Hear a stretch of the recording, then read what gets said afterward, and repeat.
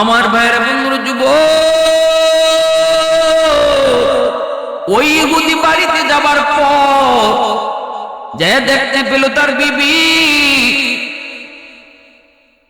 খাওয়ান এখন রেডি হয় নাই, পেটের ক্ষুধায় বলতেছে বিবি তাড়াতাড়ি পেখানা তুমি রেডি করো, আমার পেটের বড় ক্ষুধা গো। বিবি বলতেছে স্বামী গো আপনি একটু যান, যাই আপনি নদীতে একটু গোসল দিয়ে আসেন, গোসলটা দিয়ে আসতে আসতে আমি খানা রেডি করে ফেলবো, কোনো টেনশন আপনি করবেন না। ইহুদি চলে গেল নদীর ঘাটে গোসল করার জন্য। নদীর ঘাটে যায় যখন পানিতে নামলো, ডুব দিল। ডুব দেওয়ার পর পানি থেকে ডুব দিয়ে উঠলো। ওটার লগে লগে ইহুদি টের পেল সে যে জায়গায় আসে এই জায়গা আগের মতো আর নাই। যে নদীর ঘাটের দিকে তাকায় বুঝতে পারতেছে এই জায়গা আগের জায়গা নয়। ডুব দেওয়ার আগে যে ঘাট ছিল, ডুব দেওয়ার আগে যে এলাকা ছিল এই এলাকাও এলাকা নাই, ওই মানুষগুলো মানুষের মতো নাই। ডুব দেওয়ার সময় কোনো মানুষজন নদীর ঘাটে ছিল না, কিন্তু ডুবতি উঠার পর দেখতে পেল নদীর ঘাটে দুইজন মহিলা নদীর ঘাটে আসছে। আর সে তখন নিজের সত্তার দিকে অনুভব করে তাকায় বুঝতে পারলো গো সে আর পুরুষ নাই, নারী হয়ে গেছে। শুধু নারী নয়, যুবতী একজন মেয়ে। ওই ইহুদি মানুষ বুঝতে পারলো সে একজন নারী শুধু না, একজন যুবতী। অবাক কাণ্ড, আমি ডুব দেওয়ার আগে ছিলাম একজন পুরুষ, এখন ডুব দিয়ে হয়ে গেলাম যুবতী। আর জায়গাও এটা কোন জায়গা, কোন জায়গা জায়গাটাও চিনতেছে না। ওই অবস্থায় ডাক দিয়ে বলতেছে ও বোনেরা এটা কোন জায়গা? মহিলারা কয় তুমি কোত্থেকে আসছো? তোমাকে তো কোনোদিন আমরা এই ঘাটে কোনোদিন দেখি নাই গো, তুমি এখানে কেন এসেছো? তখন ওই ইহুদি ডাক দিয়ে কই বোনেরা রে আমার একটা কাপড় দাও, বিস্তারিত পরে বলবো, আমি নিজেও জানি না এখানে কেমন করে আমি আসলাম, তবে আমারে তোমরা একটা কাপড় দাও, আমি আমার লজ্জাস্থানটা একটু ঘুরি। কাপড় দেওয়ার পর সে তার শরীরটা ডেকে পানি থেকে উঠলো।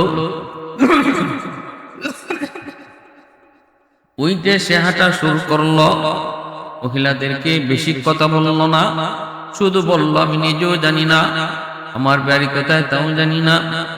ওই মেয়ে লোক হয়ে যাওয়া পুরুষ, ওই মেয়ে লোক হয়ে যাওয়া ইহুদি সে হাঁটতেছে। ওই অবস্থা ওই এলাকা পাশের এলাকা একটা যুবক, তার নজর পড়ছে ওই যুবতীর দিকে। নজর পড়া মাত্রই সে তার প্রতি আকৃষ্ট হয়ে পড়ল, পিছনে পিছনে লগ নিল। কাছে যেয়ে বলতেছে কে আপনি, কোথা থেকে এসেছেন? আমাদের এলাকায় আপনাকে আর কোনোদিন তো দেখি নেই, কিন্তু আপনার যে রূপ, আপনার যে লাবণ্যতা, আপনার যে আকর্ষণ, আমি তো আপনার প্রেমে পড়েছি, আমি তো আপনার প্রেমে পড়ে গেছি। আমি আপনাকে বিয়ের প্রস্তাব দিতেছি, সামনের দিকে আর যায় না, বিপদ আরো বাড়তে পারে, ফিতনার সময় সামনে বাড়া ঠিক নয়, আপনার বাড়ি ঘরে এই এলাকায় নয়, অতএব আমার প্রস্তাবে রাজি হয়ে যান, আমার ঘর বাড়ির সহায় সম্পদের কোনো অভাব নাই। এই অবস্থা ওই সাথে সাথে ইহুদি চিন্তায় পড়ে গেল, আমি তো ছিলাম একজন পুরুষ, পানিতে ডুব দেওয়ার পর হয়ে গেলাম একজন যুবতী। পীরানে পীর বড় পীর আব্দুল কাদের জিলানী রাহমাতুল্লাহি আলাইহি বহুত বড় আল্লাহর একজন ওলি, বয়ান করেন মজলিসে উপস্থিত অনেক ভক্তবৃন্দ। আজকে বড় পীর আব্দুল কাদের জিলানীর বয়ানের মওযু হলো, বিষয়বস্তু হলো আল্লাহর নবীর মেরাজ। মায়ার নবী দয়ার নবী রজব মাসের 26 তারিখ দিবাগত রাত আল্লাহর নবী তিনি মেরাজ করেন। যেই ইসরা কথা, যে ঐতিহাসিক ভ্রমণের কথা আল্লাহ পাক পবিত্র কোরআনের সূরা বনী ইসরাঈলের মধ্যে উল্লেখ করেছেন সুবহানাল্লাযী আসরা বিআবদিহি লাইলাম মিনাল মাসজিদিল হারাম ইলাল মাসজিদিল আকসা আল্লাযী বারাকনা হাওলাহু লিনুরিয়াহু মিন আয়াতিনা। আল্লাহ পাক রব্বুল আলামিন নবীজির ঐতিহাসিক সফর, সেই মেরাজের সফর, ইসরার সফর, বাইতুল্লাহ থেকে মসজিদে আকসা, সেখানে সকল নবীগণের ইমামতি। তারপরে নবীজি মসজিদে আকসা থেকে সপ্ত আকাশ পাড়ি দিয়ে আল্লাহর দরবারে হাজির। আল্লাহ পাকের সাথে কথোপকথন, 50 ওয়াক্ত নামাজ আল্লাহ পাক তার উম্মতকে দিলেন হাদিয়া। এই ঘটনাটা আল্লাহর নবী, দয়ার নবী, মায়ার নবী, তিনি মেরাজে সফর শেষ করে আসলেন, বাইতুল মুকাদ্দাস গেলেন, সপ্ত আকাশ পাড়ি দিলেন। প্রতি আকাশে আকাশে নবীগণের সঙ্গে সাক্ষাৎ, আল্লাহর সাথে কথা, নামাজ পাইলেন হাদিয়া। ফিরে আসলেন আবার মক্কা, গেলেন উম্মে হানির ঘর থেকে, আবারও ফিরে আসলেন সেই ঘরে। সময় ব্যয় হয়েছে এতটুকু, নবীজি যে বিছানায় শুয়েছিলেন রে যুবক, ওই বিছানাটা এখনো গরম শেষ হয় নাই, এখনো শরীরের তাপটা ঠান্ডা হয় নাই। এতটুকু সময়ের ভিতরে আল্লাহ পাক তার হাবিবকে ঐতিহাসিক সফর, ঐতিহাসিক ভ্রমণ আল্লাহ পাক করাইলেন। অজুর পানি এখনো গড়ায় জায়গা মতো যায় নাই। এই ঘর থেকে গেলেন, ওই বিছানা এখনো স্বাভাবিক হয় নাই। আল্লাহর নবী, মায়ার নবী, তিনি ফিরে এসেছেন। দয়ার নবী ঘটনা যখনই তিনি উম্মতকে বলতে শুরু করলেন, মক্কার কাফির কুফফাররা নবীজির এই ঘটনা নিয়ে মজাক করলো, ঠাট্টা শুরু করে দিল। বলতেছে মুহাম্মদ পাগল হয়ে গেছে, কেমন করে সেটা সম্ভব? মসজিদে আকসা তো মক্কা থেকে অনেক দূর, 1000 মাইল পাড়ি দিতে হয়, আবার সেখানে নামাজ হয়েছে, ইমামতিও নবী করেছেন, সপ্ত আকাশ পাড়ি দিয়ে আল্লাহর কাছে গেলেন। এত লম্বা সফর, এত লম্বা ভ্রমণ, এত অল্প সময়ের ভিতরে কেমন করে সম্ভব? কেউ বিশ্বাস করে, কেউ বিশ্বাস করে না। গ্রুপ হয়ে গেল দুইটা। আবু বকর সিদ্দিককে মানুষের যায় বলতেছে, আবু বকর, তোমার বন্ধু মুহাম্মদ কি বলে শুনছনি? কি কয়? বলতেছে এতটুকু সময়ের ভিতরে, গত রাতে অল্প সময়ের ভিতরে নাকি এত লম্বা সফর সে করেছে। কয়টা কোনো বুদ্ধিমানে কোন মানবো? জ্ঞান আছে যার, বুদ্ধি আছে যার, বিবেক আছে যার, সে কি কখনো সেটা একটা মেনে নিবে? সিদ্দিক আকবর বলেছিলেন, তোমরা কে কি বলো আমরা জানি, আমি জানি না গো, আমি শুনতেও চাই না, তবে শুধু এতটুকু শুনতে চাই, এই কথাটা আমার নবী তার নিজের মুখে বলছেন নি বলে কয় নবী যদি নিজের মুখে নিজের পবিত্র জবানে বলে থাকেন, তাহলে আমি আবু বকর আর কেউ বিশ্বাস করুক আর না করুক, আমি সবার আগে বিশ্বাস করলাম। सिद्दीक तेरा नाम से इस्लाम रहेगा,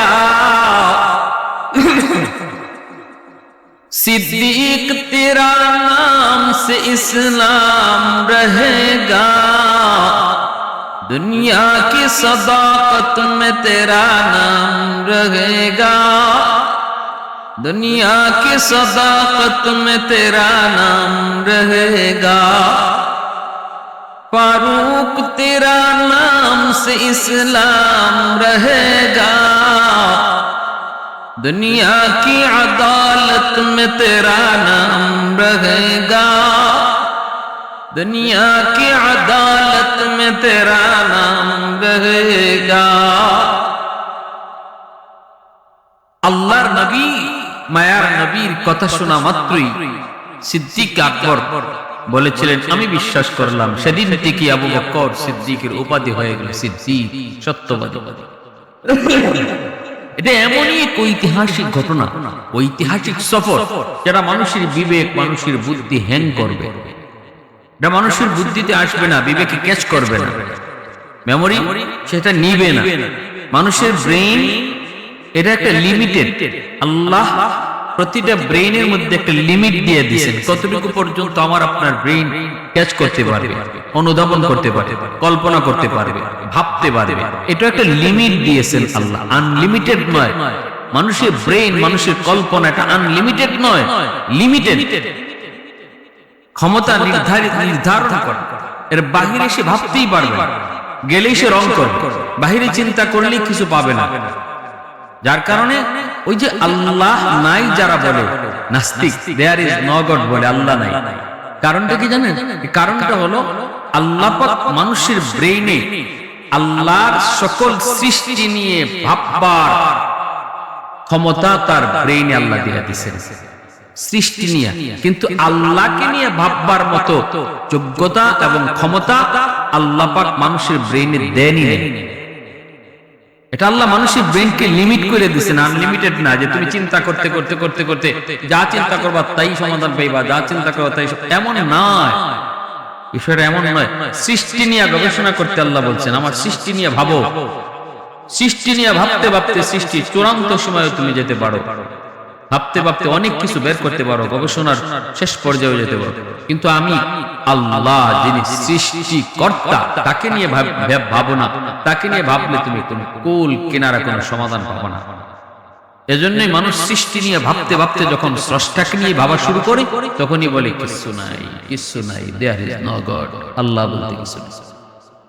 ঠিক তেমনি ভাবে যেখানে যে সমস্ত বিষয়গুলো পৃথিবীতে আল্লাহর কুদরত হিসেবে প্রকাশ পেয়েছে, যেটা একান্তই আল্লাহর শক্তি, এখানে মানুষের বুদ্ধি হ্যাং করবে, মানুষের বুদ্ধি বিবেচনা এখানে গিয়ে কোনো সমাধান খুঁজে পাবে না। যেমন আল্লাহর নবী অল্প সময়ের ভিতরে মেরাজের ঐতিহাসিক সফর নবীজি কেমন করে করলেন, এই জিনিসটার সমাধান কোনো মানুষ বের করতে পারবে না, কারণ এটা একান্তই আল্লাহর কুদরত ছিল। এটা একান্তই আল্লাহর কুদরত ছিল, আল্লাহর ক্ষমতার ভিতরে ছিল। যার কারণে আল্লাহ পাক এই ঘটনা শুরু করার, আমাদেরকে শোনাইবার শুরুতেই আল্লাহ পাক সুবহানাল্লাযী আসরা, সুবহানাল্লাহ শব্দ ব্যবহার করে আল্লাহ শুরু করছেন।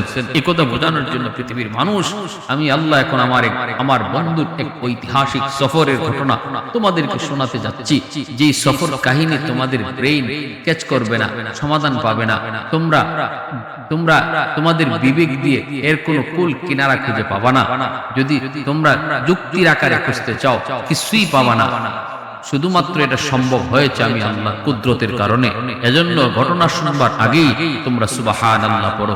আল্লাহ সকল দুনিয়ার মানুষকে এই ঐতিহাসিক সফর শুনাইবার আগে কয় সুবহানাল্লাহ পড়ো, কারণ এমন এক ঘটনা এখন শুনতে যাইতেছো, এটা যদি তুমি তোমার বুদ্ধি আর বিবেক দিয়ে চিন্তা করো সমাধান বের করার, তাহলে এর কোনো সমাধান খুঁজে পাবা না, বরং তোমাকে এটা ভাবতে হবে আমি আল্লাহ কুদরত হিসাবে। তাই সুবহানাল্লাহ আগেই ফিরে। আমার বাইরা বন্ধুরা, যুবক, বড় পীর আব্দুল কাদের জিলানী রাহমাতুল্লাহি আলাইহি তিনি তার মুরিদদেরকে নিয়ে বক্তব্য করেন, আলোচনা করেন, মেরাজের আলোচনা। দ্বীনের নবী, মায়ার নবী, রহমতের নবী, তিনি রজব মাসের 26 তারিখ দিবাগত রাত তিনি ঐতিহাসিক মেরাজ করেন। আল্লাহ পাক তারে ভ্রমণ করাইলেন।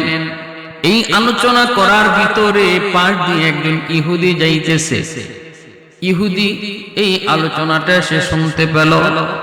ইহুদি বড় পীর আব্দুল কাদের জিলানীর কাছে আসলো, আয়েশা বলতেছে, ও মিয়া, মুসলমানদের শায়েখ, মুসলমানদের পীর, এটা কেমন কথা আপনি বলতেছেন? কেমন কথা বলতেছেন? এটা কি কথা? এটা কি কোনো কথা নাকি? কোন বুদ্ধিমান এমন কথা বলবে নাকি? বড় পীর বলেন, কোন কথা?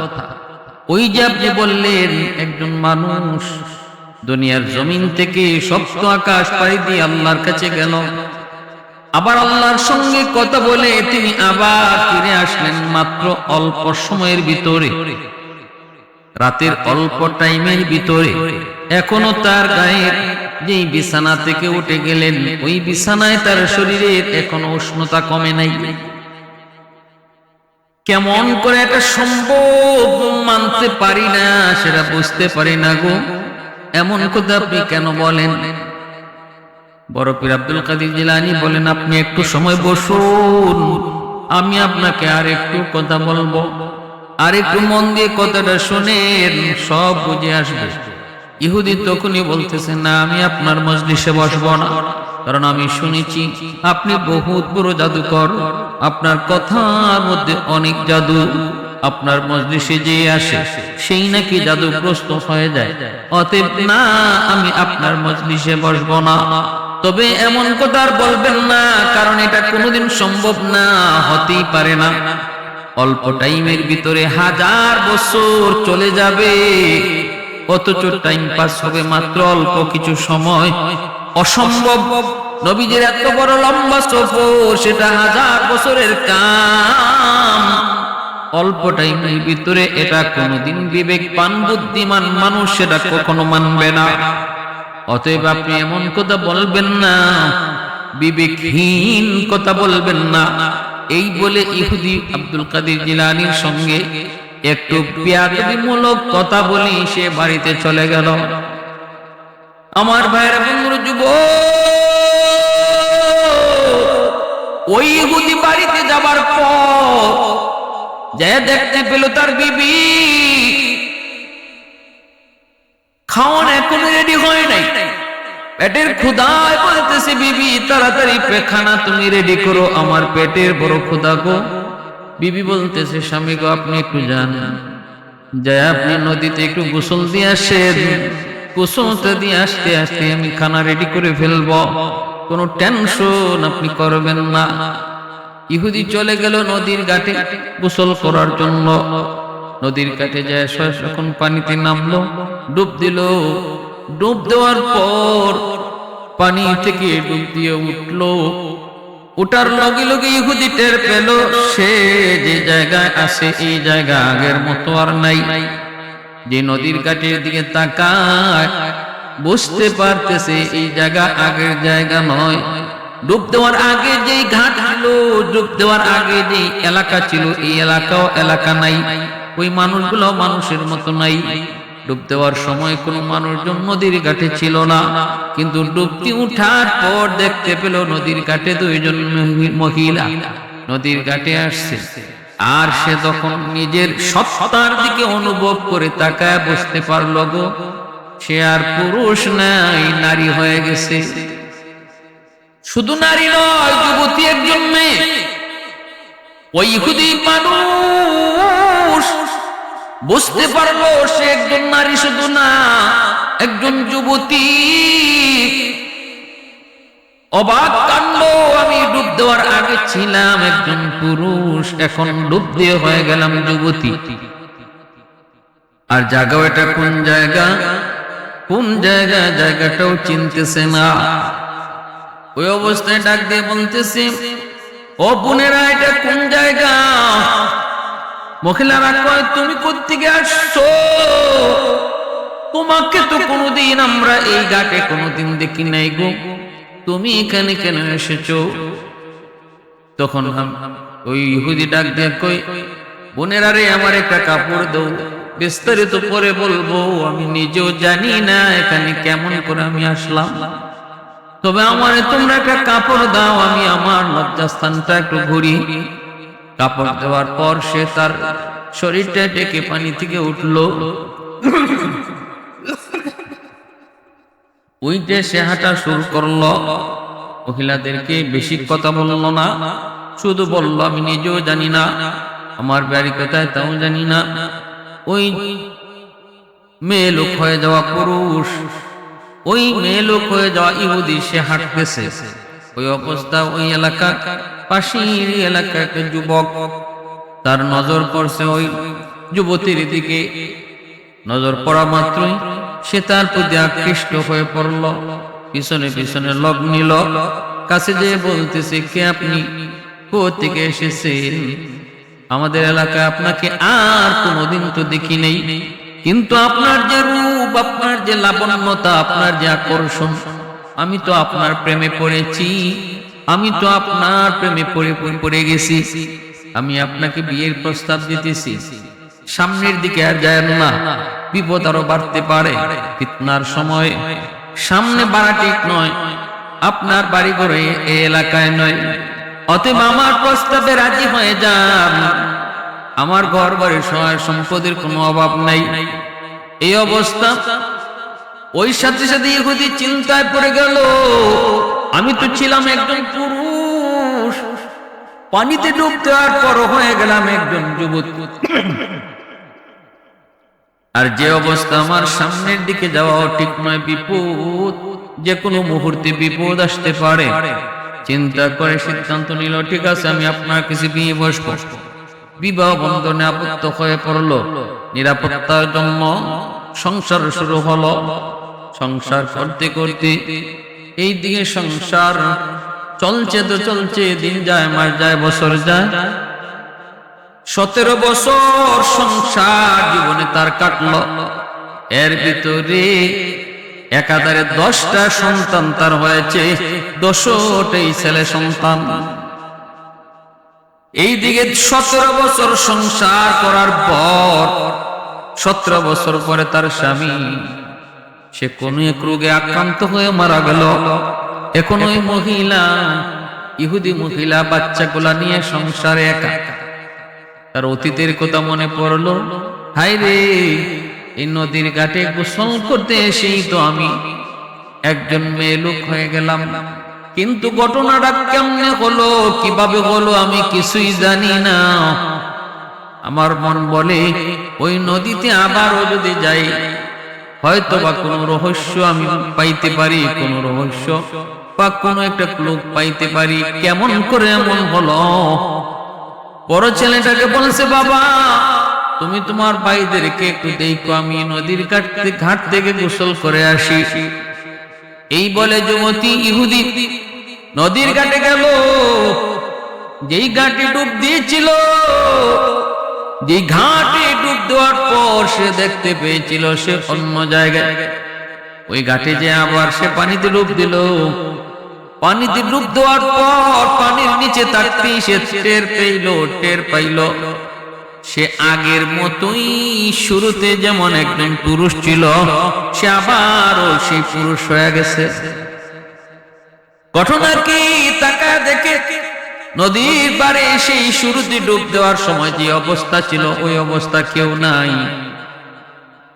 তার সে আগের স্মৃতি মনে পড়ে গেল, আগের স্মৃতির জায়গায় চলে আসলো। তাড়াতাড়ি করে উইটা নগর বাড়ির দিকে দৌড়, ঘরের দিকে দৌড় দিল। যাইতেই তার বিবি ডাক দিয়ে বলতেছে, স্বামী গো, এত তাড়াতাড়ি কেমন করে আসলেন? আমি বললাম আপনি যাই একটু গোসল করে আসেন, খানা রেডি করি, আপনি গেলেন আর আসলেন, এত দ্রুত কেমন করে আসলেন? মনে হয় আপনি গোসল আজকে করেনি নেই। আমি তো অবাক হয়েছি। ইহুদি বলতেছে, আমি তো অবাক, আমি আরো ভাবছি আমার বিবি বলবে, স্বামী গো, আমি তো খানা লইয়া বৈশা রয়েছি, তুমি এতক্ষণ কই ছিলা?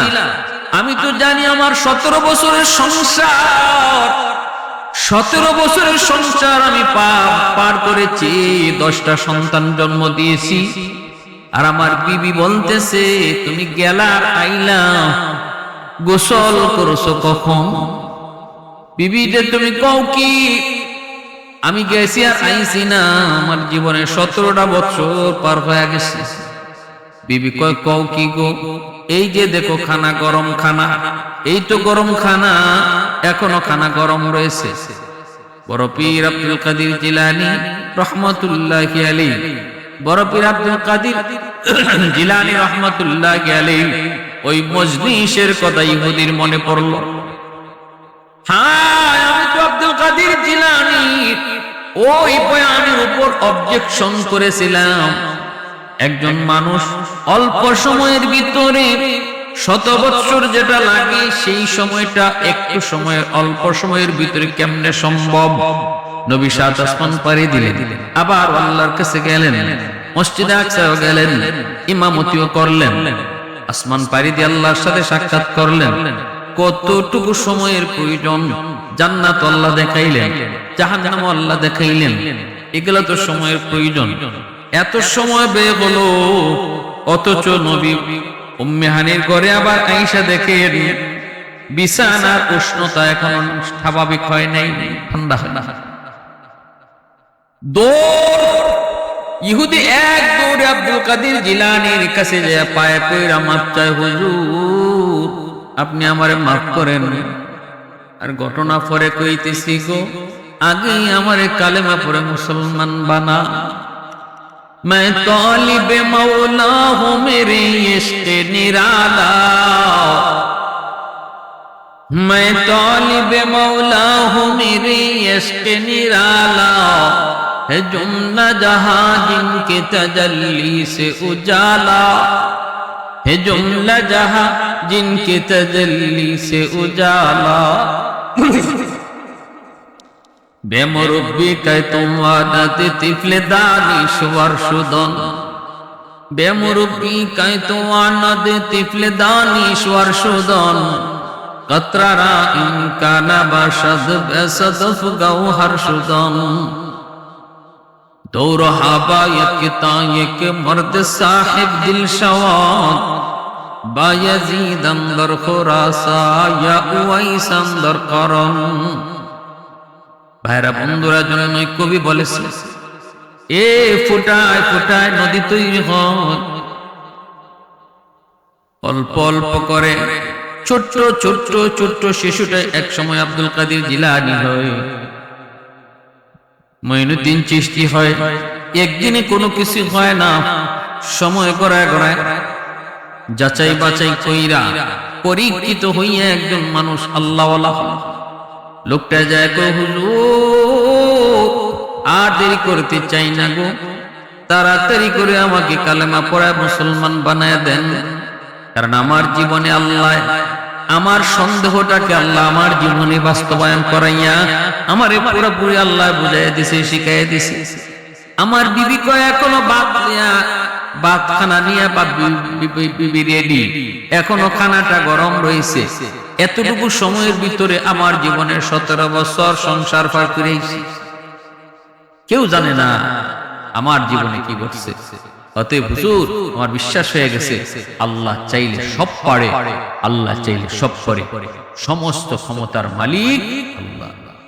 ওয়া ইন্নাকা লাআলা, আল্লাহ পাক বলে আল্লাহ সকল ক্ষমতার মালিক। ওয়ালিল্লাহুম্মা মালিকাল মুলকি তুতিল মুলকা মান তাশা ওয়া তানজিউল মুলকা মিম্মান তাশা ওয়া তুইজ্জু মান তাশা ওয়া তুযিল্লু মান তাশা বিয়াদিকাল খায়র ইন্নাকা আলা কুল্লি শাইইন কাদির। সব ক্ষমতার মালিক কে? আল্লাহ। বড় পীর আব্দুল কাদের জিলানী বহুত বড় বুজুর্গ, বহুত বড় ওলি। মুরিদান নিয়ে যাইতেছেন, ছোট ছোট বাচ্চারা খেলাধুলায় মগ্ন।